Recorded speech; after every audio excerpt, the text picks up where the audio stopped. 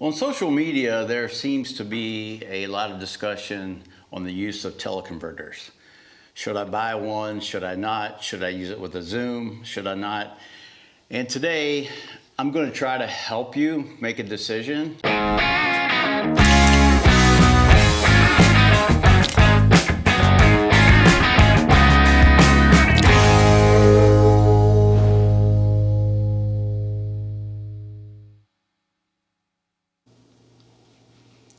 Well, on social media, there seems to be a lot of discussion on the use of teleconverters. Should I buy one? Should I not? Should I use it with a Zoom? Should I not? And today, I'm going to try to help you make a decision. I have my personal opinions, but I'm going to take some images here of a target using the 400-28 GM with the 1.4 and the 2X, as well as the 100-400 GM and the 200-600G. I don't currently have a 600 F4, but if anyone wants to provide me with one, I'll gladly use it. But for now, I only have the 400-28, and that's what I'm going to do today's test with. Now for each shot, I'm going to keep the ISO the same, because as we know, ISO will affect image quality, and I want to do a very fair comparison as far as the teleconverters go. So my shutter speeds are going to get pretty slow, but I have a big solid tripod here, and I'm going to use a remote as to not to introduce shake when taking the images. Okay, the first shot is going to be the 400-28 with no teleconverter, ISO 80.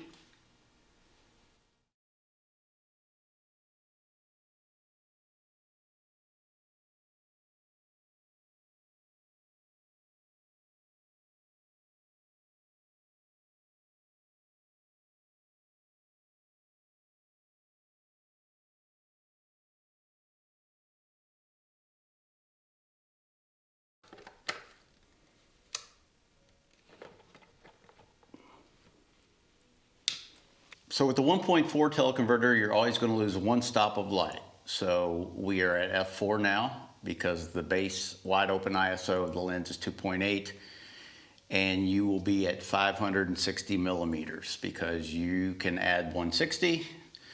You take the 0.4 from the teleconverter and the 400, and you do a little math, and it comes out to 560, and take my word for it.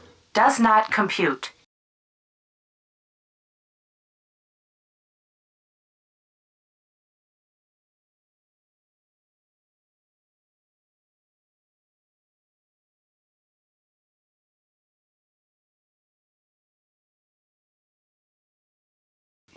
Okay, now we're going to put the 2X converter on.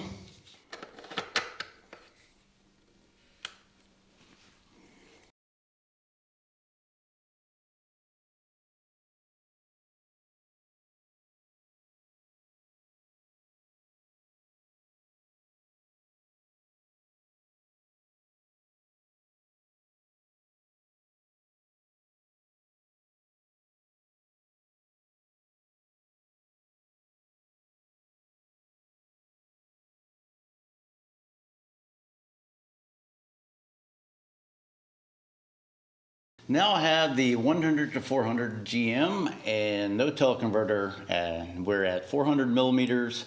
The widest available aperture for this particular lens is 5.6. So that'll be our starting aperture, again with no teleconverter.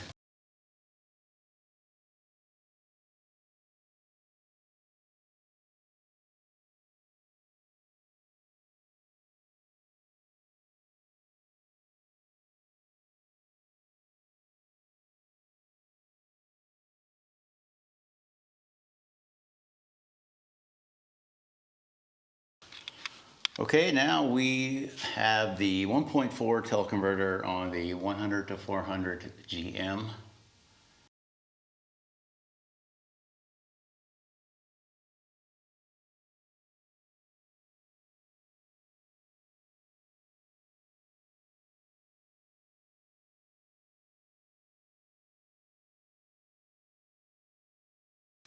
Now we have the 2x teleconverter on the 100-400, and we are at 800 millimeters, and the f-stop is F11, a tiny little hole.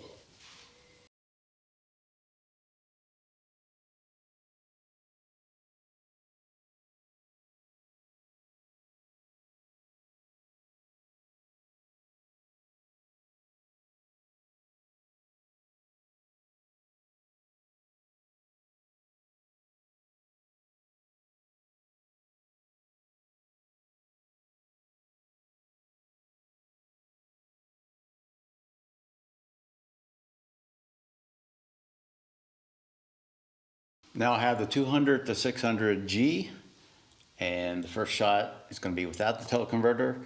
The native widest aperture is f6.3.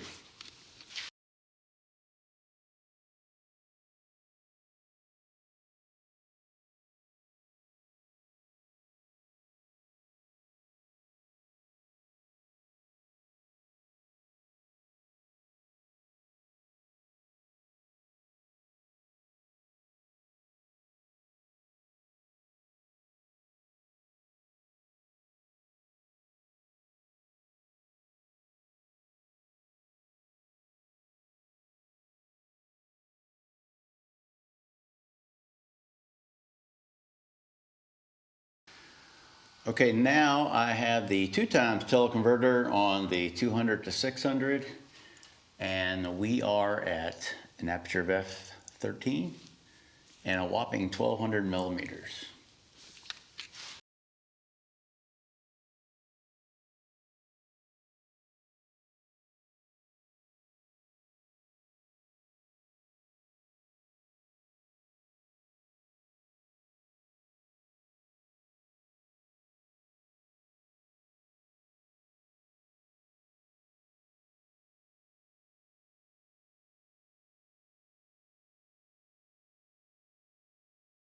And I'll let you decide whether or not it's something that you would use.